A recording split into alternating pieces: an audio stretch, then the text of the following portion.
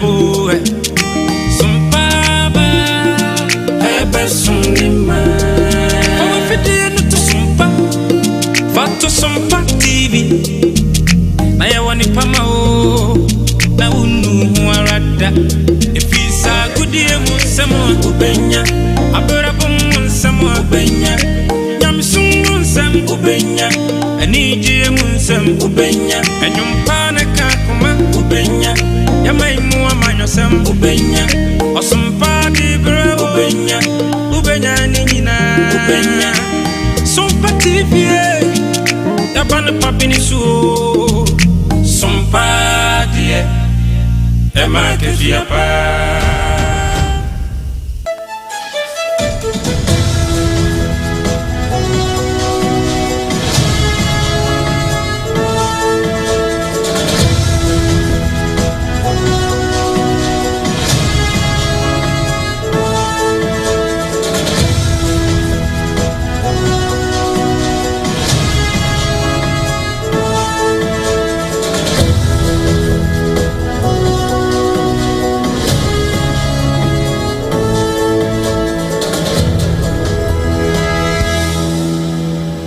Yamwaha emwakwaba eba SOMPA 106.5 FM Accra so ebrewie druna chese secure sanitary pad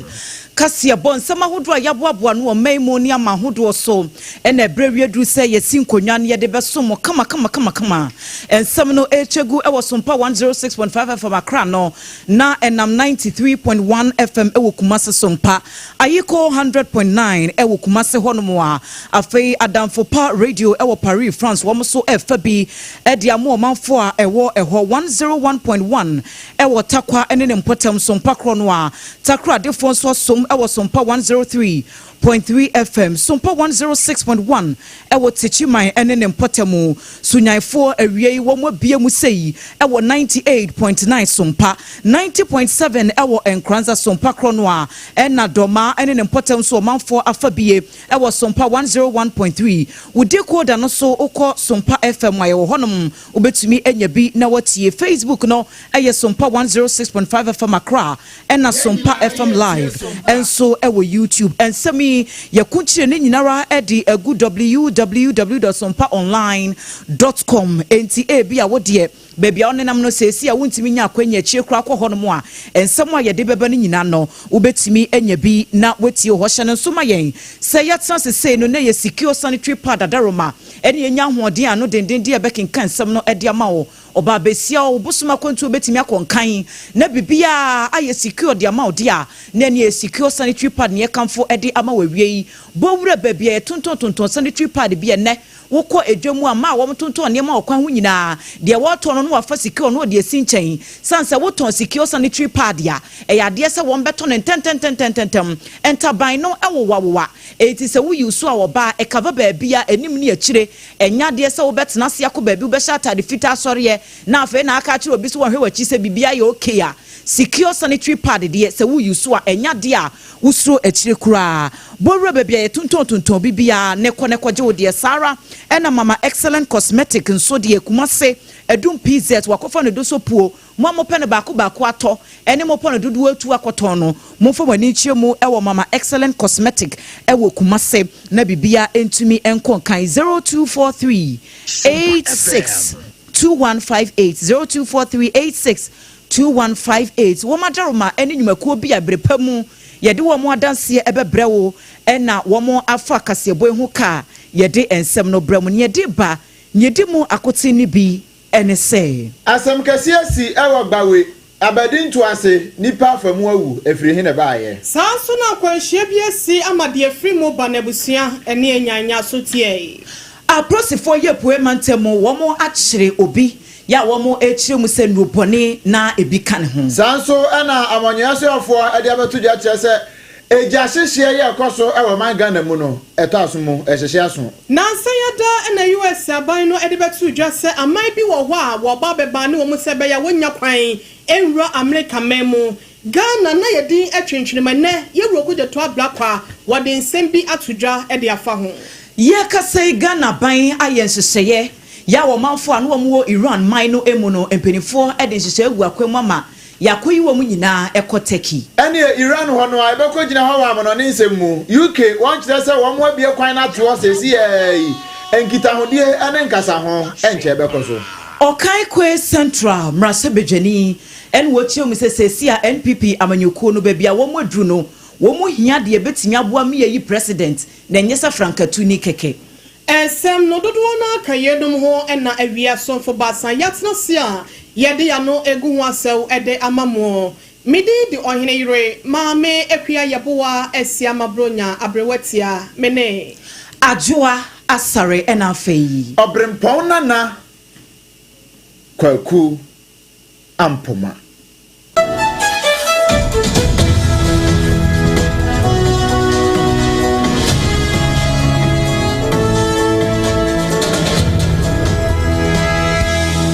Yanshan komona sitaw emfama na ya hyase frinkran he ya saa nete etumisi ene se we abadintu obi ana ekoso ewa gbawe baabi afra se gbawe 0 eho na asem ni ekoso na we nka abadintu a ya tudi na atimi aboa we de anigye pa ya eboa pa maja asumdie nyina bafie na anope ya join here with Facebook ne so aya SOMPA 106.5 FM Accra SOMPA 106.5 FM Accra na won so for adwen kire bato hostaw na ne ayate ne se abadintu ya na akoso e ogbawe 0 no ena ya se ahemfo mienu jesu obi adi hene wo muduru ho na anigye wo mu ana ahemfo mienu obi nim ne yakoba won ntam we de hweye we so se hey yakafo hweye ni yakafo ehu ya ne se ba ko atwetuo na ba ko so atwe na afia akwa te se wo otu amitum otuo wo mu di tuo ti gina mu na nka enim se nka ya anu krampo ne anu na ya yibaba ya kakra etuo toto ya no a ne ayate ne se ba ko afuma hwere ne nkwa ya ba ko nso me ne wo kasa ba bia oda emu oden very very critical condition ya anya sem kuma akra na ne wa critical condition ne ya tene se wo mu di na pie ma feel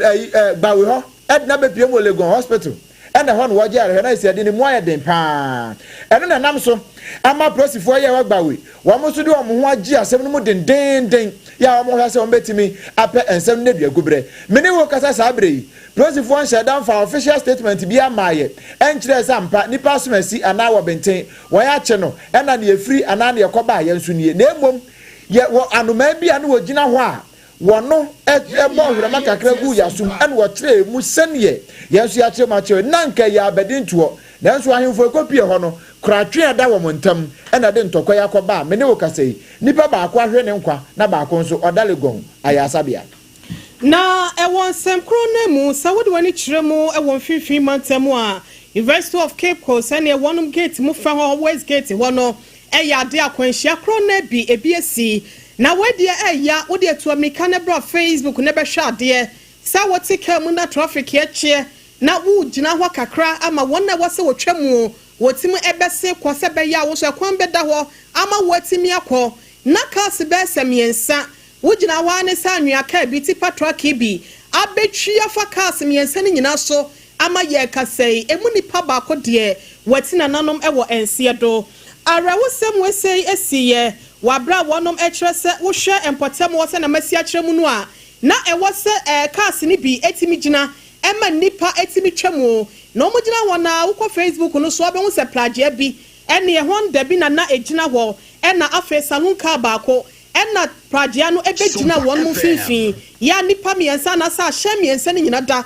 wonum twen se traffic no ebetimi adam ama wonum matimi akọ wo bi hu ba bi anwa ka yi free ba ye so fairly break yo said the na course so yenim ye hu ya ne said ne baba wa twi afa wonum nyina so ama ye kasei obako a ye kasei de watina nanom e won se de no akoya rewo sem please if waso asem ni mo ya wase wo hwehwem na ensem a esi ye no ene se failing of break yo say ye de benyo wonum ahu na watu aplosifo na se plosifo so atu ahyenkafo ene driver fo se wo de shen nam na bia techeman ka se na meye wochina meye emonto wo he no eya na eniema sei ene de benti we ni areho semba ko a eno so every University of Cape Coast West Gate wo won fifi mantemu ba yada na ekire ede amamo yentu ansem ne so e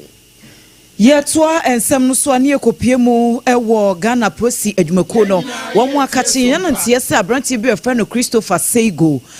aprosi for ensa sonimu wabra no wo muzu se niema bi a wokita eye enurobone abranti ye kire no wo nkurakan ya eno ewe poema ntemu no wo kire mu se operation bi koso eye 17 June afiya emu ene nam so ma wo mo ehunu se da bi abranti na wo mo akire no enye niema no nko a ena no wokita na Sprinter Benz Bar CBR registration number AS1933-21 womo echiremu ana suspect no sa aka no na wokita wotwie na womo enya tipo fro no womo ebie ka no mu womo bie ya na ne abroboto be makumaku num ene ya hye ya egu ehyen no mu koy Facebook page no so SOMPA 106.5 FM Accra ye di emfoni nyina egu ho no mu achese ohwe aprosifo eche abroboto no efri Benz no emu ne to ho edi egu fom na womo echire mu se womo biebie mu no nka buroboto de enrobone kwakoye de wo hu nslanso ne de solite po achechire niema huduo bi hu a womo sane ye na chese eye niema esu se India hemp bi ene abobo ne boa ena egu aburoboto no emu a womo yi ne nyina edigu fom wo mu hunu se da bi ekwan abrante na faso wuti se we anya intelligence akon be da hu se ade a womo de no wo madwumo hunu se ya aburoboto no se na nu obone nko a ene asese no woboto no mu a ene aprosifo ensa kan nyina abrante no ye ka sei wo aprosifo akache ya wo boa mu amahwehwemu atimi akonka ya brese mu no womo de no bekwa akogina asendibia na kwadu biara e wo ho no so no womo ede abono amana yiyi yeguso ya ye twan kwadu ya mpanifo ede beba abrante no yenko na afi yenko bonkomo ewo fire service no wo nkomo kakra emu nansan ya ena aba eto ekoso ma aban sesa ye na aban sesa ye so afo ye mpani ayi no so wo mehwe amanyensem so ewo ma ayi mu no eye yewura muntaka Mubarak Mohammed Triple M na wade nsam atoja ene dadua ya wo kire se wo hwe sane afie we mu first quarter just abosmi miensa edi kan no kra mpo no eja hyehye akoso ewo mai mu no a ebokotodwem pa na ne kotodwem a ebo ni nyina ne mu kese pa no efiri asantemantam mu eho ene eja ne kese no etai ba ye pa wono abu nkonta ne nyina hunu se eho na kese no wo mo ekoye na ne nyina mu no wade nsem nyina kotodwa ende ya bra na wo mo eya amane ne amamere nyina na wo de ama wanu mu a womo akwaje ntetiye ewo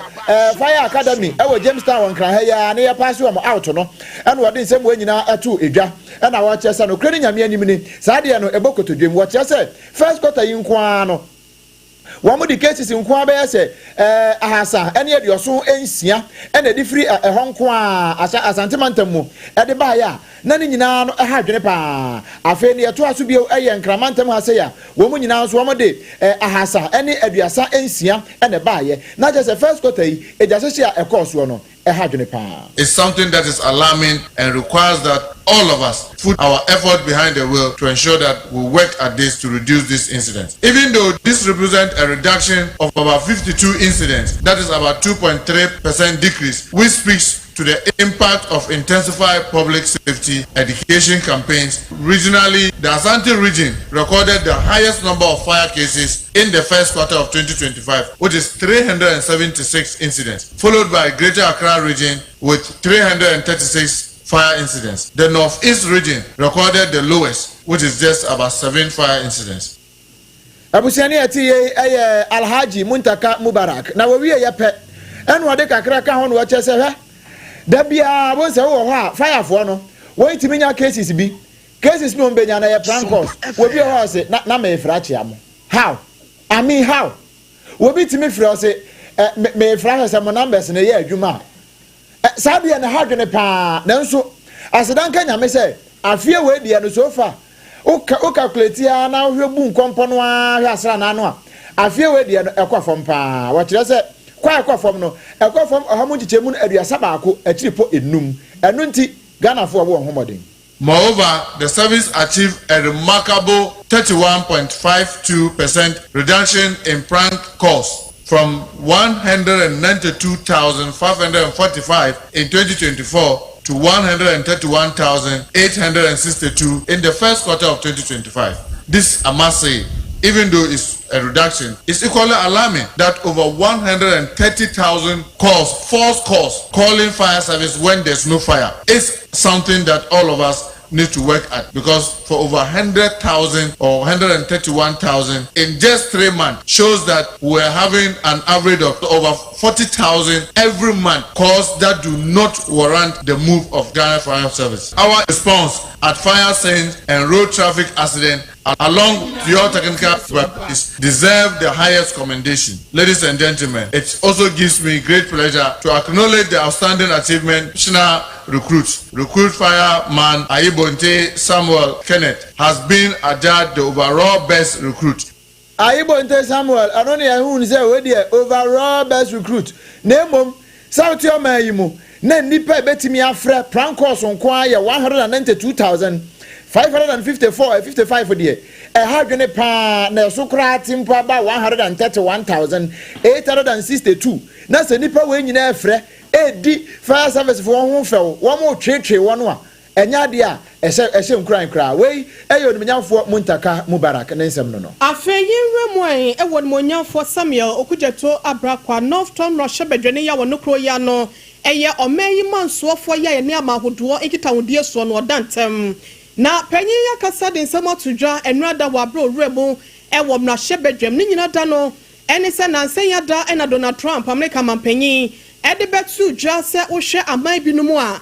wonsan fata so obewramu America memu ho na Ghana na yedin ewo mu bi ne no ena enrada ye rasam Okujeto Abrakwa echem se Ghana fo yenka yakoma entry ye mesan se won man kasa so ye no wo munya krata bia officially say free aban no ya ono ewo America memu ho no eba wonum nchen efa sa ensem ho na ne nyina mu mpo no aban no esinkete se efa woni de besie no wone eye US aban no ebedi enkita ho na enchemu fai bia ewo sasem wese ho no wode ama wonum tinemu obi a wo pese otukwan ekwa America emfa sansemi ho enkase bia wo twa sensen. Ghana has not been officially notified that we are going to be placed on any prohibition list or on any ban where our citizens cannot travel to the United States. At this point, all of that is speculation. But as a proactive minister, I can assure honorable members that we are having high-level engagement. I have asked that we want to be assured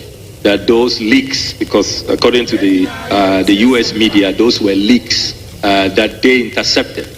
internal memos. We want to be assured that there is really no merit. And so far, I can tell the people of Ghana that there is no cause for alarm. Yei aye atesem enso bia nhede nyina sansem ne montino bia enka na koma ento ne yemwe ye kana ye mansoofo ya ne amafoforo nkita hodie so no wotua asoye ho ye Samuel Okujeto Abrakwa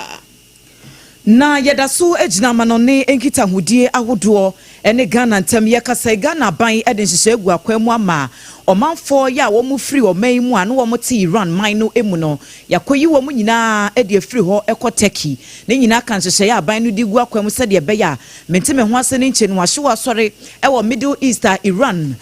ne Israel so eka ho ebie no wo mu etimi ahwɛ se omanfo nyina ho bambɔ nsɛm ebetimi agina brane na wo ya wo makoyi Ghana fo edi free Iran ekɔ Turkey wo mu kyerem se enche saran so na Ghana de hye a akopie mu e wo Israel so wo mbɛhwɛ nhyehyɛ no wo mu akoyi wo edi akobia ya esefate ho no asomdwe wo ho ensemi ononyafo Samuel Okujeto Abrakwa wo ye foreign affairs minister ene de kwoto ni Facebook so ene anopei na wo kiremu ese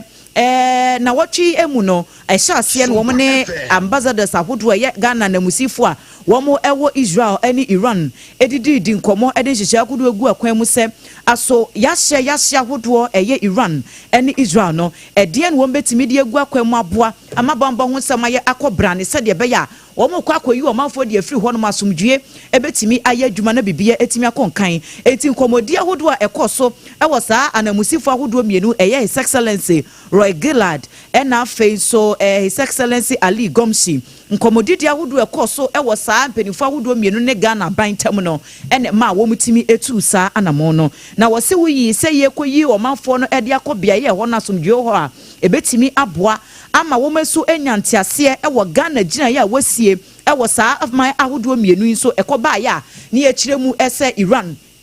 Any Israel so ntokwa esi wo montem no wonkoye se bia Ghana akotwiriti akwakọ gina wo mai ba ko achi ene wayi ba ko ama wo se no de nya de se wo mo eka bibia etesa na onunyanfo sam akujeto ablakwa ede ne nsem eba wieye no ene wasra ma hodo no emienu se wo mo ehwe so bambo ho nsem no ebetimi gina brane na fe so wahye Ghana fo nyina enkuran se ekwa ebe samra busuafo a wo mo de hye akwakọ piem wo honom amanfo yam ehhye wo mo ne members ya na se busuafo yi wo mo ho ye de eden na ekoso wo ho wo se sa bre de obia enka na koma ento ne yam se de be ya eniema ebetimi akonkan na asomdwe so etimi aba na so wo mo ba wo ba fa airport na aba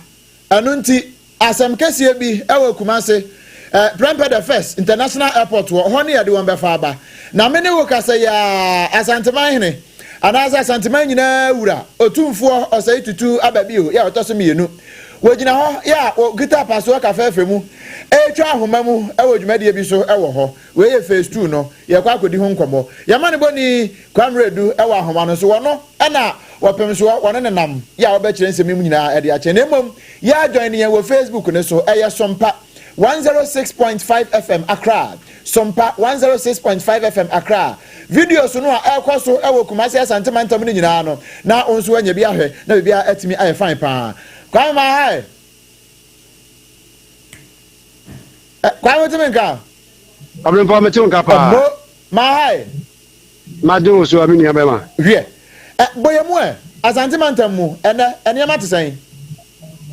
ablen pa ma men na wase enfamra Asantemantam mu sabri abenu kase migina Kumase airport mpeso no so na menu edim komoyina ni na ayese wuni so oman mu etada na se ekoba se nipa yewo oman ni mu no ye ni beje ye benye baabi atena ye betu kwan am ye nya hohwe ene ahoje amna ye nika ne free sadia kuro no emu esitie enu mu enenne akoba se uba airport boni so a aye ni je kase pa e dia ma opani ba ko a ono mi kase yi ye friend no Stephen Owusu ono ene ye dwuma ye ni kase boni be kase investor ono ena akofa dwuma kase bi dia ba Asantemantam wani na ne se uwe airport asasi a wabagimu efa dodo na abeye ekabedu nanum ena wode eye enwema hudu abetumi aboa akwantufo wona obetu kwan adefi kroimpo no obi bia lo baba Asantemantam se baba no baba betem ade nani anase awadwunu ho no aresu betumi abo no ema wadwuma ye dia eso ye enum ene wo kire se wabagie asasi ede eya hobia egie eni ti so uwe asasi yantewa dia ma no eni dwumadi a wodi wo mu a edankura mako ahansu eni eduonum na 750 rooms na wo saa edan a wo sini e wasase so na wode abo ne dwumadie no wo kire mu kire se wo hwese de amanfo esi enije akwantuo na Asantemantam mu a bibia tise de na se wode ba ha na etumi eboa anumu na wo ye saa bie ya ne kase wabaye saa dwumadie kase kama na dwumadie no wo ye no enyo ono nko na contractor no so eboa no eye ono so fiteki na wabesum bi se de be ya no so dwumadie no ebetumi akoso ama no dwumadie ni nyina mu no ade ananka enne ye hwe yewura enim se nkono abetutu nanamu mu na fi waba betena se na ja de ekosu nyina no ono so edi ho adanse san se yewura Stephen Owusu no ade a ne nsem na saa dwumadie nyina no okwaje friye na wototo sense wo mani ba bi obetumi aboa mo etumi saa dwumadie anumu na yewura meka se de oni tuesa opani entuni na kwa meka se wantumi ama meduru ha eni ntino hiahine ono ankasa ne hiahine otumfo hiahine ono ane watu nanemu a sabe wababesi dwumade anan na dwumade so ekoso pepepe minia betumi akase dwumade no mfumpo so eguso ekoso eni ntino emutofa bonde kakra na mabwe nanso ne nyina achi no ade a regional minister Dr. Amwakon Frank Amwakon ne ono so dwumade yi owase na ono de awreshemu ensam no de ama investor ana pani a odi se dwumade se ade a ehia yi papa person se wura Asantemantam hadum a yan baabi a nipa be tenampo no etire bia na aye dene na ekwan a efa so esi adan nwa no etoda na nsio twi de afa ya mu onu baabi so emna ko ha dwun enti e ba se so obi baji bia se ina so ya wobehwe no waje ndie se de be ya sunsun bia ko entumi emebu nkam baabi mfa so na enkofa wo ha ma enti dwade a wodi ene ade a Asanteman na efi aban so eni kudwedie no ho se obeye na waye ne yie na etumi abo me gidi se saa nsem yina no eguso a ekoso me kase otumfo hia hene eguso a wono so wo bi nsam kakra ade de wahunu no ade ato azu enwumre nim se yina no ebeboa no ametiefo atede ekoso Asantuma Airport City eno so ekoso e wa Asantuma ntem ha prempren mo akwapa no kwafo se wadi kakra hu no kware kotena waja nsani fa so e wo no krem why me da so pa mi yeah abusia ni pe ne bon komo e ya ma ne boni ye otu yankari fa Asantuma ntem kwa redu eno wa chense mu afa ye ruebuen eno adaya de tomonim sa wodi wani kiremu e wodom kuma ye wo no ahyebedwam no a wonu makọ enhyiamudie ama Dr. Mamu Baumia akwakotena won finfin na wakoye a wonate sie nyina ne se wakwakoto wachitaye ade ama Dr. Baumia se be ya won promise a wahyehye se January 31st 2026 no ebeba so no watimi akokita frank emu akonkoden ade ama amanyoko no na asemwe se beto dwa no ene emrahye ne dodo na ye rokojo ponkrom ofuase ayerebi ebesua no so mrahye no ka ho yewra niti wonso no ono so ehyemu bi no akikurampo no enipa pempem ya kyase wonom so mo agye atwotwo ewo eya amanyoko no no na wonom so anamusifo bi ewo mu bi na no na asembeto odwa no ensentrefo nunu wonom kyerɛ sɛ enipa bɛsɛ 9 ne pempem wonom atwe wonom ti so mbeso mo predwa no na mo fiti preko pɛ na mo ankasa kora mo yɛsɛn wɔ hakora no mundru na emu aduosie mu a mo sɛ mo kɔ akoto achitaye de ama Dr. Baumia dia asemu yeyimu eno na kane defense minister ya mrahye bedwani ewo eye bimbila bato mpesua so yewra Dominic Nitiwu wo kyerese wiase wo weni de odwan pɛ eno ode ne fufuo ebo ena afepo no de wonim to no wono ene ade ne gina twenu anu nte no sa wato achitaye de ama Dr. Mahmoud Baumia eno kyerese bi omunyina na ato na emom aba ne sanso a amanfo ensomo saa. Therefore, there are 28 MPs who were not part of the meeting. Not because they don't like the vice president, the former vice president, or they support another person. We also accept that there are even MPs who themselves are running or have indicated that they will run. So obviously, Dr. Baumia cannot get 100% or even 95% because there are many more MPs who are running and they have supported. But we as MPs have come to say that we believe this is the best. We're not saying just because we are supporting him because of that he's going to win the elections now. We are taking one step after the time. But if you are a presidential candidate and the representatives of the people, 3/4 of them decide to say that they support you, you have one leg already. Sa unya nipa dudu obese duosia mrahye bedwafo na obeta wachi echese ekwan bi so no wo mo apia wonai baako ama no akwan ni mu ewo wanam to biada wo pese wo yem na so ni nyina mu no wo se enye mrahye bedwafo ni nyina na etu sa na mo ni nti wo mu de wo mu nim se Dr. Baumia ene betimi akonkoden e de 2028 nkunimdie no ama amanyoko no yewra Nitiwu Dominic na yekokotie no no Yetwa ensem no so mrasebedwani ya wo manfo a ewo kan kwe central wogina mu ede mo mrasebedwam eye Patrick Yaboama opanyin na kire hia se New Patriotic Party MPP amanyoko no wo mo ebehye na amanyoko ni mu ankasa no wo mo amaniema mu aye dene ba bia wo mo tosin wo mo hwe no matoto niema na wo mayi sinto bia ede afri ho botimi wakame wo mo so asebia wo amanyoko no mu a wo mo de suban bia emmo amanyoko ni nkanko no wo mo hye no wo mo settle saa issues ni nyina ansana 2028 abato kese no adru so wo se NPP amanyoko no ba bia adru no enye se wo mo hia frankatuni keke dabi no wo mo hia wo bia obetimi abaye mampanyini ede oman Ghana akobia ya wonuru hoda na ensem ya wode ebeto montini ne nyina ne se emprepre ye kese MPP amanyoko no wo mo edi ntwo ewo 2024 abato no mukura no wo mo da so a ya wo mo hilie wo mo hunto wo mo ho se yade pa no wo mo yade no wo mo nyantu ase adwuma bebre wo ho enuru esese wo mo nonnom sempane na esese ye wo mo a ese ye wo mo nyina ansa na yade no ase no wo matuni kura edi sa bre yi wo se ebre wo mu free sa tem ya kosi 2028 die ekwan wo mu kakra na mmom no die hia ne se wo mo be ye adwuma esese wo mo ye wa amanyoku no mawie na nsemu a wo mo beka se 31st January crapo no wo mo ekọ na internal elections no wo mo de ahyehyehye so no as wo mafo bi si a as MPP for 2 mampa America 2028 na 2026 ya mo pese mu yi flag bearer de a ene na ya de bia wo mu no se bibi nti na amanyoku no wo mu tu sa na mo no ena echie kura mrahye bedwafo be ye aduosia wo mo kọ Dr. Baumia ho ka se opanyin no wo de wo support akọ e de ama na omanfo bi keka sei asa na mo MPP fo tu yi asa wo no already wo nim nipa wo de ne ukọ na wakwakotu franka e de ama manyoko no e wo 2028 abato nim nanso ensem a Patrick Yabo ama e kan se adaworo ma amanyoko no wo mu nsiesie wo mu ntamu yie ansa na wo betu anamo bi saa wo mu etu ye to ansem ne so ne de ani akyeremu e wo ensem fufuru afutuo akọ de ama mabuno titru pa ne adesuafo ye won to aso suku na se suku pon akese no mu no se wo mo e ba montre so ya wo mo hweye pa na ade bi e frɛ ne se keta asese pro kankan ne dirimu de o manfo mo ho anhyehyem ene se afutuo nyina efri eye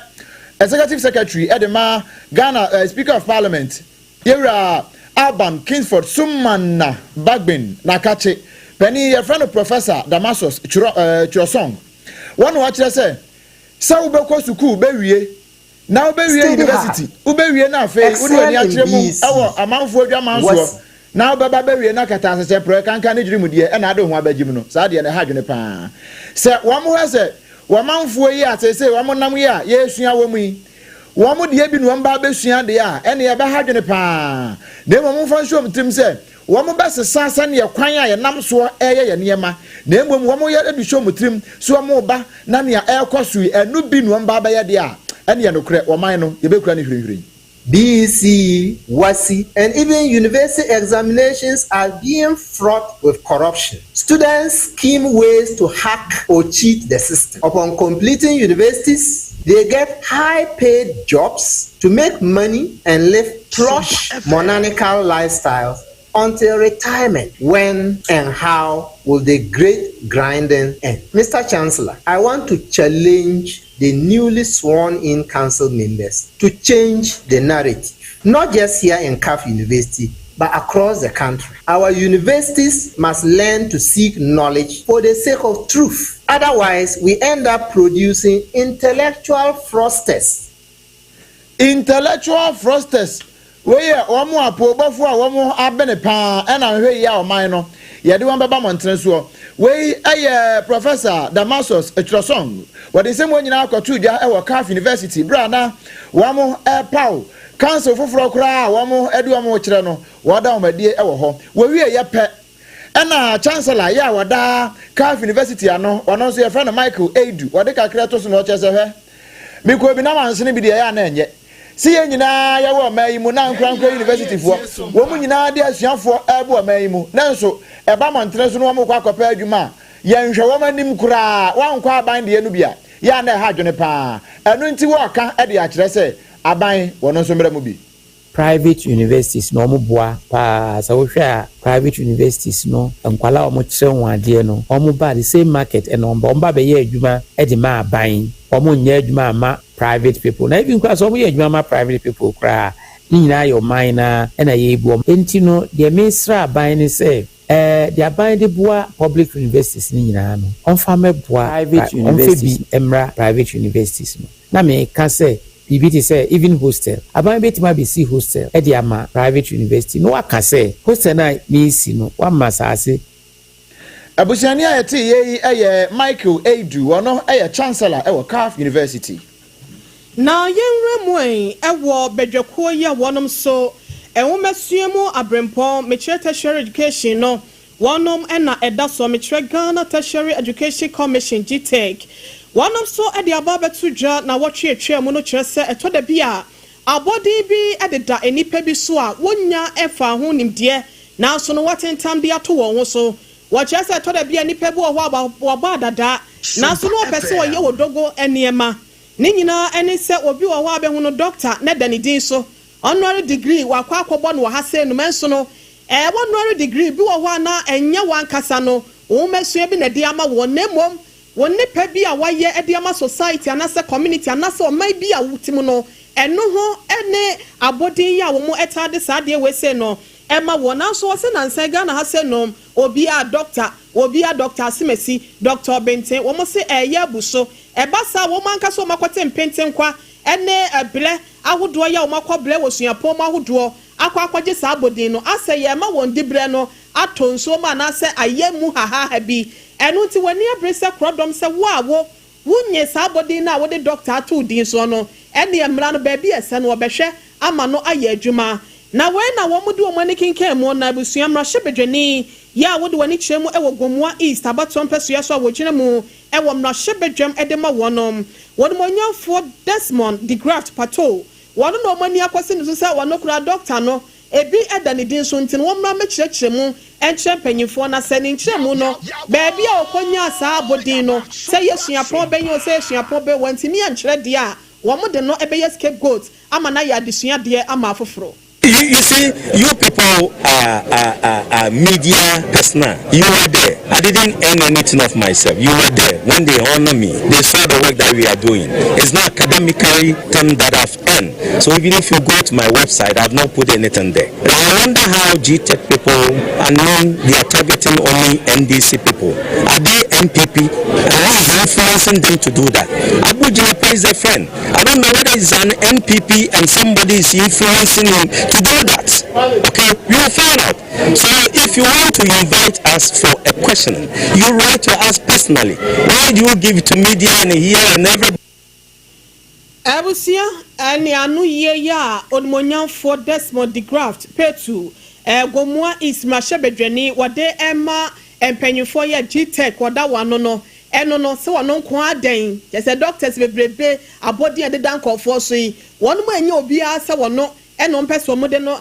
site to say example na se bibi sente no wonte ene ho ase se we ya amanyosem ene edi rewura mu na se sen na busia ne ebe free mu ato e wosansem wo ye chi no ye mama so ensi wo ho ye mama so ensi wo ho na ye kai wo SOMPA 106.5 FM Accra secure sanitary pad kase boprem to brede e na ye da so aye kinkan ede e ma wo makacho se de bia me betena ha na me ka secure ho asem me ka secure ho asem se won so hwe ya enya de a obehunu adanse na mi di no wo hwe a won ti bia se wonti bia se me yoba enti se me catch say you secure sanitary pad na se hunu se eyasem papa na me catch no emai busuma akwantu ne to da ya na akwakwa ya tete kura obu ho no ma ne de duru so a o no wada ne topic wontimi mpia bonten wontimi nya bibia se ye enanum ena ne de no ebeba enanum ne nyina wo beso dem saa sanse o heavy flow pa enti o sia bonten se wan hwe nanim akwakogu ase se heavy flow se wo de ne ye light yo se wo de ne ba na wotwe se ba de yo me pa chow secure sanitary pad de wo use a wo ye very very secured or how bia eni akire enter na wo wa side and side no ya tretrem ena anim no ankasa so emu wa enti e fa chire fa anim cover ba bia kama enti se wo flow heavy o se wo flow light o ya ye wo de wo hono mo a obetime anya bia yusuo ama obampo ho nsem akọ enkan kama se ba se wo bu nsanko ade a ya to apete wo ba bia tonto sanitary pad bia wo mo ton bodwa ya yesisi tebru supermarket ahoduo mu o mart mu o more sahudu baby obekobia obenya secure sanitary pad ato kumasefo mama excellent cosmetics se wadwene mo ho enti wakofa ne doso po ade ababegu wo apese otobi na okoton esan se ye ton 10 no ko adum PZ ana kwada so estate taxi station hono a ubehunu mama excellent wo 0243 862158 0243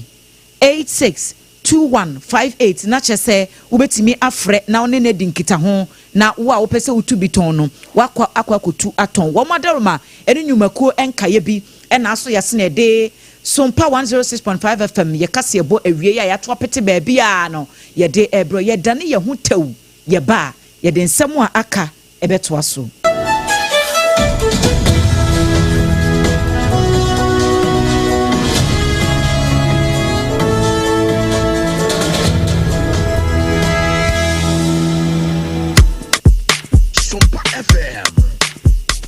Kweku, minim sawa yeshe. Me cry man nane. Now so ebony show one embasso. Mane hon sepeno. Ebony condoms comes in different flavors and available in all pharmacies, chemical shops, over-the-counter shops, and pubs. For bulk purchases, contact 055-230-0075. Ebony condoms, Ghana's most pleasurable condoms. Make it worth it.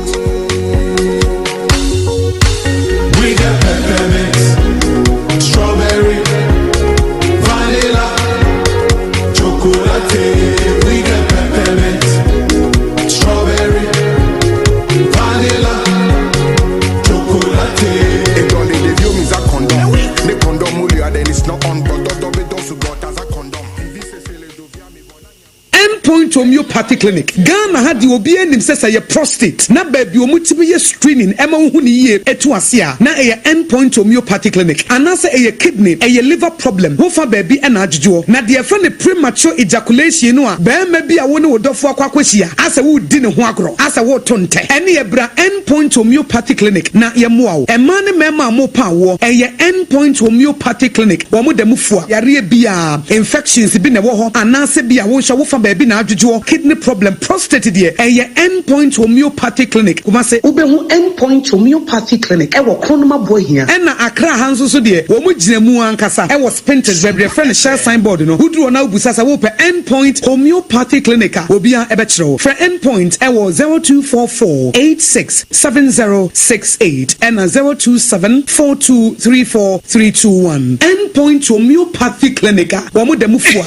Hey, middle. Edrano pa utimi tuwo buase. Echichimusi o. Do. Na so ni se me the Yas toothpaste and then the brush and the chichimusima minya homeka. Sentina ye bokoi. Na me die me all-time favorite. Eye Yas herbal toothpaste and then the brush. Abua me ama say me no nso a enyunu anasa de ehia. Me selfimfem me biem. Na wo hwɛ sɛ me si aye fita sɛ richa homa. Na eti brightens. Eye Yas whitening toothpaste and then the brush and then me di hwimisi. Enti na wo se efe. Na Yas total care gel toothpaste and then the brush ne die. Ebo wo se ho ban. Demu ne nyina. Ema wo no mu ye sham. Oh yes. Enu kretrodo. Yas herbal, Yas whitening, and the Yas total care gel toothpaste and then the brush. Ebusuan chamfa. Sa wo pedudu 2 e won kan ha. For Leicester Ghana Limited and was 050-161-9588. Leicester Ghana Limited and the Yas toothpaste mo ahodo and then the brush abadwa so ababuaye.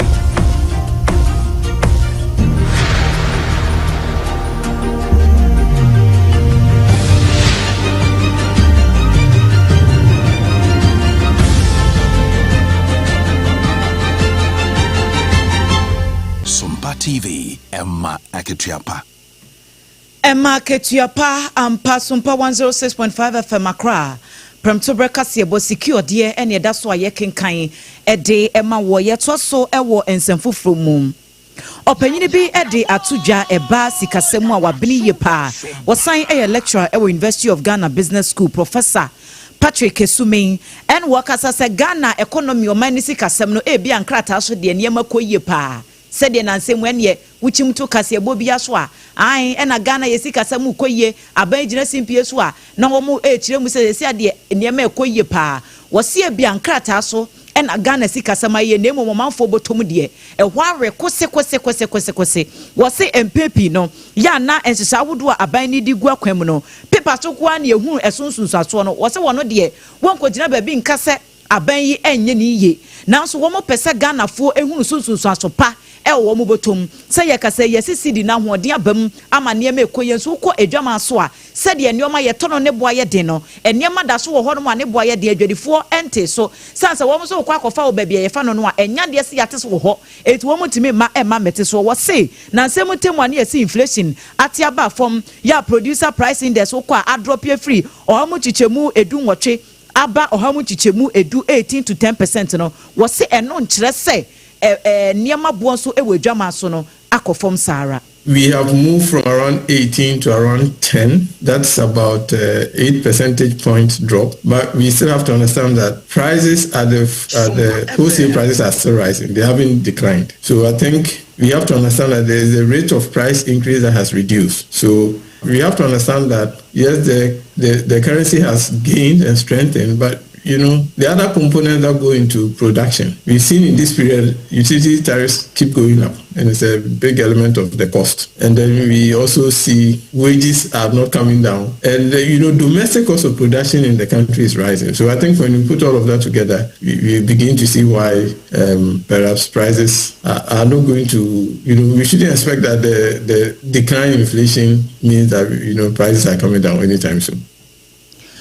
Enwachi enwa panyine editu dwa se Ghana for da susu Ghana for ho da so kire wo mo eti saban ne won hihye bia wodi begu akwam se de beya se sidi no ahoden abam na enkrata so Ghana niema koye wosikasemu a omanfo so eho beto mo aban no ehwe no wontu sa na mo no animanimu ya. But we still have to understand that even though the first quarter GDP outperformed expectation, there are still lingering weaknesses. If you break down the numbers, you begin to see the economy is divided into 20 subsectors. Now, it turns out that 5 subsectors saw a decline, but the weightier subsectors grew strongly. So I think it kind of made up, and therefore we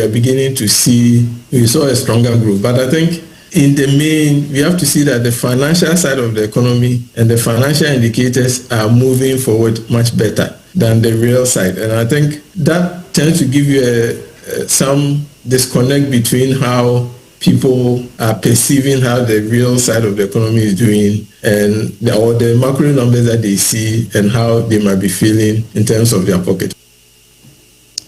Enia yekoti esesiei eye Professor Patrick Sumin where economist esan ye lecturer ewo University of Ghana Business School. Na yeko ensanfufuro mu ne de ani akire mu ewo Office of the Special Prosecutor na kache. Na Office of the Special Prosecutor e de aba e kire se animanimu ye yi wono asan chinipa enan bi asan de aka ho. Na enan a wan ache won no won bone a wondi ye nie. Wo kire se won fa kwati kwan so sanka containers maku edu awatema porto womo kokra ni nyina illegally emfamra kwan so womo yeso wo ikowia na anumu ana wo kire se womo ye hwehwemu ni nyina wie ye no womo din ededidi suyi Isa Seidu waka ho present say James Kirk osei wono so oginamu den John Aban and afe Peter Archibald Hyde womu nyina eka ho no ebie na wo kire se womu shada ye grata afagire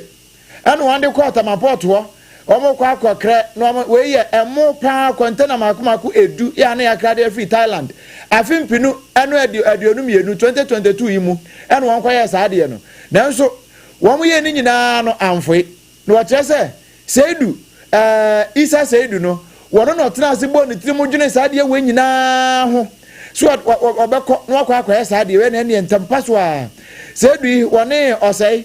womo ka ho James osei keke no won ka ho mu na womo sansunya president Sat Brenumpo vice presidential secretariat to nipa bienu a womo ka ho John Aban and Peter Archibald Hyde yi kanidi ho womo nyina ka ho no bienu am yesa ne enko womo de nkrata so womo free office of the vice president one the babe you container do say no office of the vice president kura ni won womo free what the and womo shada ye nkrata afagire so womo de kwa akwaji san container maku edu and na nam so mpanifo so won panchi wo kire say womo achi won yi hwiebe enena watwe pepepepepepe won di won gina mra no na mra no ene won ako ahye Afeyen kwai na yenwremu ewo ga South Kropon no emu ewo nkrampompuni mantama senom na enya sem ketwa NDC ema don frefo wonom any school feeding caterers bintem ewo eye Galilea 1 and 2 eme basic school wo na de esi nyina ne se women organizers e kire se wani ewo mu anka ye ninya we de won sese mu pe wo mu ahofama ene se ne wo masie di no kra ye adwumaso ama NDC chiriebata amanyoko abadwaso no na wo hwe ani mu kwan se won so benya adwuma ne bia yo na so no ye de akwa ma kwan mu kafo bia na se wo bia wo firi kwan mu eba ene ye de se adwuma die no akwa hye won sente no wo susu se ase empanyimfo ne wonom eni ne ye amenura wo bowura mu e wo school mu wo no na nya asem ketwa de wo ye aduane na ye aduane na wi obetete ade ama nkwada no mo se da nya de om bema kwan ama chese mema kentina wife bia wo meti gasi NDC formulate bia wo chese sa na wo ye no wono so ebewura mu wo ho ebe se niema poto wona de wi akire kura no eni se central ni bia kwakopia asem ne so eno o se ne we de ma me video we na me enko bon chance yi SOMPA kasefo na wonom kama ye rama ama ne apamfo nte no matimi etu ho anamon eni emlante akentina wan si boy wo mu kokwa apai ama wagia blante no phone no de won start keka no ama wi akire video so take ye nyada one ma sama na delete e de afri so yen konkotie ko Facebook wo se ne ana niema esi e ko banta no na sitie no yen tie bi mra se wi a enkwada no so akasa wa asem yechi me yede we de me yede me yede me go delete for all le pakono wa hey me na kala hey shadian I don't know what to do. And then I was like, me go delete for all. Also, me I said you post that. I'm a report against what they no. Yeah, you man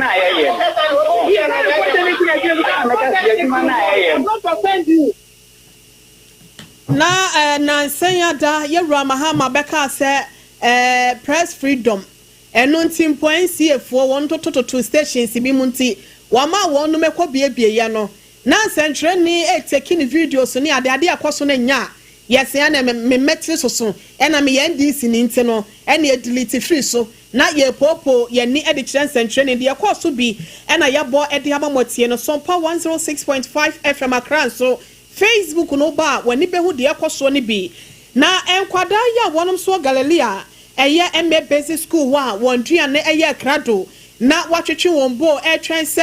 ketre betimi atete ama wonom ama watimi ahye wafu mase be ya yefu pan ye fa hye bento benya hoodem mroso e de akwakoto wade sua so no enso amemu sanfa ama wonom no woni ya ma ne boni kwakwa de ma adwetwe nkomo wa were hosem no sei ene siko wieye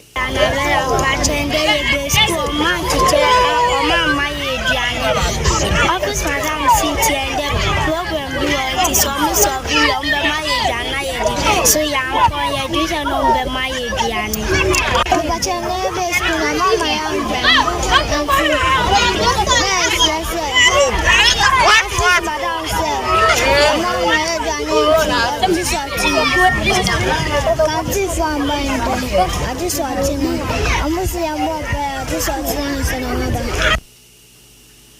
Enkola no kura sa de na wo mosi abodenya na komode wo pa na wa hu se aduane mesi wei ye bechecha ama yen o brempo se aduane me ma ye nchema mo na wa kobutu aduane no adan ya wa siketu ane kwa me ma won tete na mpane ampa sa adwa na ya kura na ode ne yafunu pa kasa no kura na ka no enhye dama wei e ya rewo sempanyimfo mo woni nkọ na wontimi nto anamo emfa se be ya dachi bi no esam ati sei yenti biem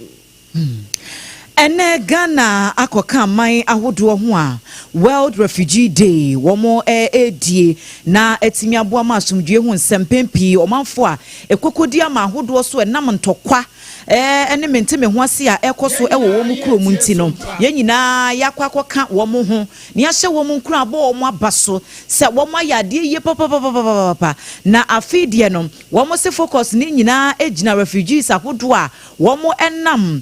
ntokwa mpepi ti se bia de ekoso wo Iran yi eni Israel na ama ahodo no so no wo madwane afiri honom akwakohye kuro fufuro so bia nso so de bebia wo de wuti kwakohye no wonim de ekoso kura e wo sa kuro no so na chese wan hweye kura na from frying pan to fire enti sa refugee day no aye die no yense twreni ba wa beidu ene Ghana fododo no atwetwe nkomode afa ho ene wo mu kire mu se asomdwe die ehia ma wo ma bia sa wote wo ma bia asomdwe ni mu a de bia tete wo da kura wo na nemom se de Ghana yete hanom a sebe tokwa bia ma yi wo ha bia ensiye no yenkoso ane ye mo ho ban ena amahodo so wo mo so tempenti kwasam na ye da ni akai wo mo e wo mpaibom yesere wo memle me wa Ghana ti Ghana de na America omo ma be hye wa hase no omo me entra asomdwem so meti yesi eti Ghana asomdwem no omo me entra asomdwem se in case obi tie mu na so kra na on kan chene man for nua bi ho asem enhyiri tim me mo obi adin but onya abankwa do ye Ghana ni to obi tie na so a wa ka kire no e ban se otirim ko tem ko tete be bia ko plan ko tete be bia ko edisi asomdwem no de me fa brochi mini me bia ko Israel fo edie ni ze Ghana otie se ni wa edwane ko ye asomdwem ni nso ye de esi wo no nti se pamo ma ye so ye de ba ye de bi nsi de ba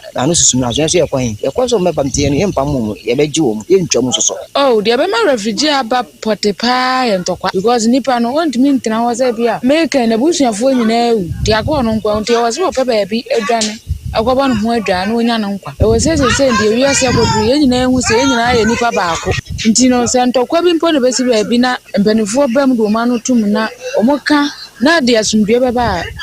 dia me kan say wo so mo ditum na omoboa ma za no mani nyina to trafi say za ntokwa bebre ne sa refugee say ma enipa bra boy basa enipa yesa wo hu ano say enye ntokwa sem a obi sorry mfiri ne kurom say wo bo obi kurom sa ntini nyina ye ntokwa ne mente me ho ase na sorry aman bebre so enti na e ma sa ade no eba Way a Ghana phobi and yet say woman king. And ye free refugee for in Quamu, na yanko abrochimemu, ye trouble sompo. Engineers abrochi, one de Grataba Mountain say, Yanka, Emma, Iran, and Israel for Asante. Say, Oma be Pumana to us, a woman brand woman in Cassasi. And Tokwa, also our Israel and Iran in Terminal. A idea a hydrogen pa, and I'm so Emma UK Foreign Secretary David Lammy. What they are two a say. Say the Oma be a quina tour, say a friend in Yano, one bet me a dinkasasi, na a dear sumdre at Miaba, now refugee as some I can hay, if you uncle baby. When you know, I'm saying, and I know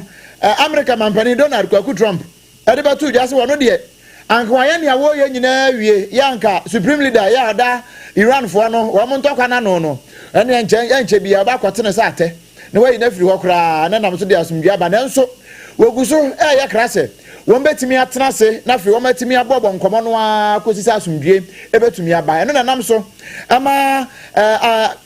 UK, I buy at the bachelor say, you are no quampo, French, I buy so Cajon, and Germany, I buy so I can home be watchers and nay, woman in Aquacosia, Ewa Geneva. Now, if one thing, as I say, at the trust, and you bet me a bob, Ama Sumdre, but name Nina Muno, one more can add that you run for say, Niamu Yebiano. Woni nyai na adwobre ensomra abusia amanonin semiso ene agina na premto brekase boa ye boa no ede besomo awie secure edie no yede ne nyina asi ede amamo safei ena ode wafidie no ato hanom ansem a yede bae na ne dimu akotene bi ne se aprosifo awapu mantemu akire abrante bi omsu se nubone India hembibi na wokita bi na sanso ena enkra ya gbawe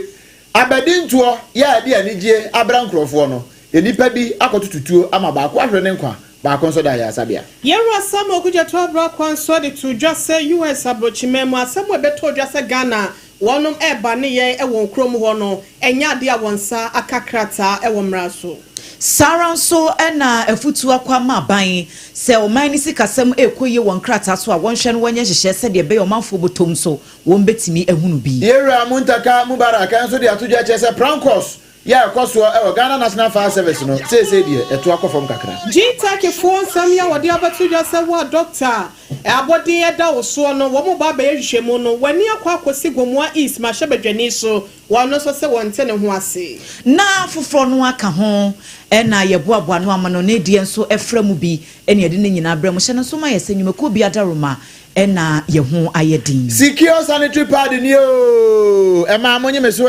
epia o se ma bakwa kwantuo no na wona ba asomdwe mu a na ye secure sanitary pad eno ne papa no wa ba ya wutie mie ana wo hwe me mpo e wo Facebook no so na social media no so ba bia no se wo pe pad papa betimi aboa wo ya no enwu anim ase wo bedwa mu a me pa cho e secure sanitary pad eno nti ko dwa man so na ko pe bia to a wo se wo pe secure sanitary pad secure sanitary pad emu abrabo ye secure we no empepe mfa ho ente mfa nchenchen sane ye kasea no aye secure no sanso na bibia aye secure na bibia aye correct eda na kwa mu pa efa nim fa kire ewa afen so ye de pocket no afa mfinfin ene ye de mintin so atare mfinfin wono saa eno nti se wo yusu a no nom ne ma nyina kama na ho atimi atɔwo no na san so krakra wo maaye numu no emma ho no eye sei so chen kama na ho we say na bibia aye correct eno nti ma no say eye secure ba bia obenya bia to mama excellent cosmetics e wa sentimental mukuba say adum pz ena afa kwada so estate taxi rank ho no na say old as performance lane ho no we butuo wo a wo pen baako ana wo pen dodo mu ato no me pa cho eye no a oduani achim ho eye afre mama excellent e wo 0243 862 158 0243 862 158 na fe one no abo enkomo ni nyina mu ne ba kwotwa wie ewo endpoint homeopathic clinic kwase I'm free ubeye free ya na ye endpoint homeopathic clinic enyarewa no a abaji ukomu aboso na say ha pa no ye endpoint homeopathic clinic eho e na obetimi akwaja ya hwehwe na bibia nso atimi akoyie pa e de amawo afa me mo mienu bi so mawo a sebe ma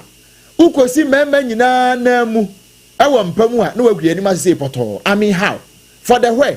ewo Ghana ha enemrem me pa cho ko endpoint ne yamo awo ma ewo awade mu amatese amanfo otwetwe mu endpoint homeopathic clinic wobetimi aboawo ama bibia atimi akoyie pa e de amawo afei entini mu asintima moja ni ntimi ni akoba yie amada bia na waposo yo ya ko endpoint na massaging e na afei physiotherapy yemfa sa akwan ne so emo apa shell signboard e won kra he ya Sprinters Road yebutuo asante mantam munso kronoma bohia e honso yebutuo fra yan was 0244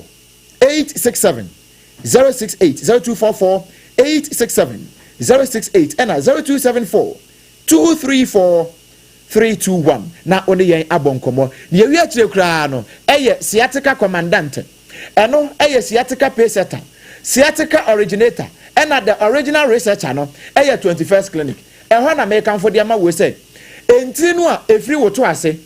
efa wusire mu ho ede kwa akosi unan kokom no toda ya na ta atwetwon ya na ase mozupu na achi wonye mozupu wo bi se ananse na achi no ananse nye prosi eno achi nipa eye sciatica yade no eno na ebo wonka yesa no won hwe yie obeda akonwam won hwe yie ne ede oto wheelchair mu me pa cho ko 21st clinic na yenyi sa wo hawo no emfa mfiri wo so ye nkura bata no eye ahodo maako sa edunum Ghana ha mantam bia yebutu ho eye afre yen ewo 0540 311 311 0540 311 311 na fe oni yen abo enkomo sene so kase etwagu ye ewo nkran ha no ekobogu mu ewo asante mantam mu kumase sompa 93.1 FM and afe ayiko 100.9 wo nyina ewe kumase etwaya kodu France abrochi memu Paris ahinkro no mu adamfo pa radio wono so gibo peten ye ewo mpotam ho ema yewra Macron ene ne nkrofo nyina nya bi tie ye sompa takwa eye 101.1 sompa takwa de 103.3 106.1 ewo tachima 98.9 ewo sunyane and afe 90.7 ewo nkranza 101.3 ewo doma and afe decoder so yetwagu ye eya sompa FM and na Facebook eya sompa 106.5 FM Accra and na YouTube no eya sompa FM live ye kuche nsem ni nyina de akwa kogu www.sompaonline.com eniano miensa ya eje bre ede kase yi bre wo no eye me obrempon na sompa kwaku ampuma mene ajua asare enafe ohinire mame ekua yeboa esia mabronya abrewatia ye sori adwaso amamobro was